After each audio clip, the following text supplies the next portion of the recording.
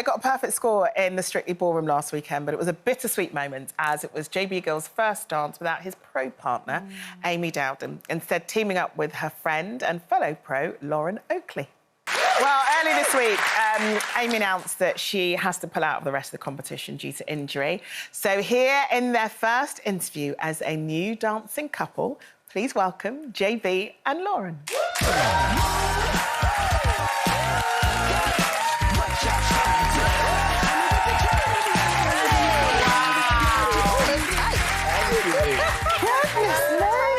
Does it feel strange after so many weeks of talking about JB and Amy, you've been introduced as JB and Lauren? So strange.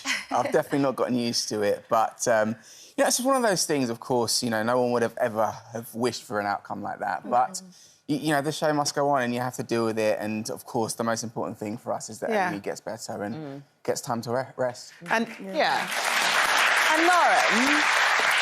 Is it strange? Is it as strange for you as it is for JB? Because obviously JB's been practicing with Amy for so long, and then you've kind of come in at this point, and you've got to get used to each other's bodies. Yeah, you have to get used to each other's bodies. Obviously, JB's used to dancing with Amy, who's completely different proportion, different height, you know, different limb length, for example. But it's also about getting used to kind of like the teaching style that I use, and then trying to understand how JB listens and understands things in the training room. So we were lucky last week because we came in with a couple's choice number. We had outside choreographer. I was screaming in my lounge at the end of that. We were screaming on the dance floor. Firstly, Bruno Mars is my favourite ever, and then you just came into your own last week. And you looked so... It's the first time I didn't see you look nervous.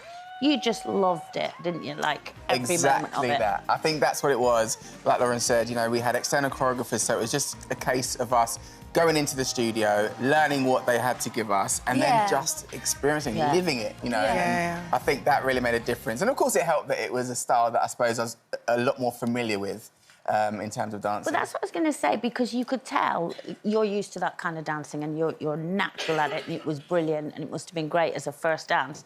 But it also shows that it doesn't matter how brilliant you are in that genre, it's still hard when you're learning a new skill of ballroom, which I think everyone forgets, don't they? Yeah. They go, well, he can dance. Well, no, he can dance like that. That doesn't mean he can do a rumba. Yeah, absolutely. So is that really hard for you to learn that whole new skill? Yeah, it is difficult because, especially while you're doing the show, each week is very different. It's not like you're just doing ballroom, and then, of course, you can learn the different ballroom disciplines, and, you know, they, of course, do have different skills that can transfer. And similarly with the Latin dances, there are lots of similarities between the different Latin dances. When you go from a ballroom dance to a Latin dance, and you might do a speciality, and you don't do another ballroom dance for maybe 3 or 4 weeks, it's almost like trying to learn it all over again. So well, you know all about that, don't you, Didi? Yeah, definitely. It was just hard work. That's what I was going, because obviously, like you're saying, you've got together now, you're 6 weeks, 5 weeks in, you have, you know, Amy must have learned your foundations and you've got to build yourself back up again.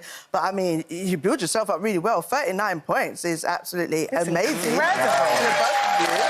And your wife is a dancer as well. Well, dances with you. But you have a special, like, ritual that you do before you go on... Yeah, so when I come down... Can we show it on daytime TV? You can. Yeah. OK, It's just a have to clean check. ritual. Okay. No, literally, as I come down the stairs to do my walk down, I always try and look for her in the audience, which is a bad thing. Like, she always says to me, don't do that, because I'm not sat in that place. You just be like this the whole time. Like a kid? I know. I did it as a kid. When I used to play rugby, I was usually look for my mum or my dad or someone on the sidelines. So I think it's just a habit that's died hard. But, yeah, usually I find her pretty quickly, and then it kind of just allays all the nerves. What did she say about when you first got the call to be in the show? Right. She was super excited, you know, and it's something that I've wanted to do over the years, but for one reason or another, perhaps not had the chance to do it. I've either been on tour with the boys or, you know, it's typically a busy time of the year at the end of the year. So for one reason or another, I don't know why, the stars aligned this year. And, of course, it's, you know, an incredible year for the show, 20 years, you know, and obviously, as I've been watching as a fan, just like pretty much everybody else has over the years. So to be involved in it this year is amazing. And it's great to see... Oh, sorry. It's great to see you back on the competitive side of it. Yeah, it's lovely. I have missed it. I've obviously been getting involved with the pro dancers and the music acts, and I have to say, I love being up there in Claude's area, and because I get so on board with everyone's journey, you know what I mean? Like, I become everyone's biggest supporter. But it was such a thrill to be out there on Saturday. It was fantastic. I had a really good time. It was fantastic. And in 2012, you went on the Christmas special, so you've kind of already touched that glitter ball. Has that given you an extra, oh, I really want to have it more in my power? And plus, obviously, your bandmate, Aston, you got further than he has. How are you feeling about all of that? The competition and, you know... Did you text them? I didn't go as far as that.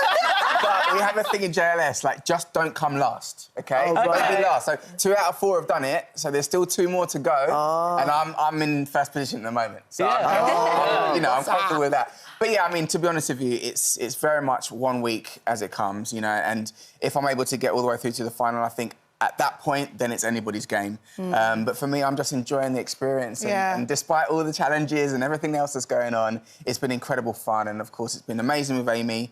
And, you know, now, of course, it's going to be amazing with Lauren. She's a fantastic dancer. I said to her week 1, obviously, when, you know, I was still partnered up with Amy, I said, oh, you're an amazing dancer. That dance that she did with the guest act was just unbelievable. It was. So, yeah, it's written in the stars.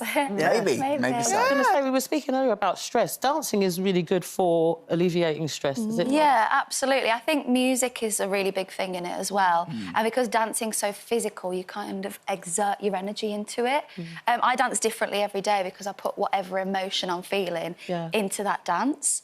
So it really helps me with stress and a good bath after. Well, I think that's a good tip there, babe. You know, if you're feeling stressed, just let your body go and just dance in any way. People have inhibitions as well. They don't want to move. There's no wrong way of moving. Everybody can dance. But we need you to keep dancing in the right way so that this one can win. Absolutely. That's what we need. Absolutely. Right, JB and Lauren. Thank you, guys. Thank you.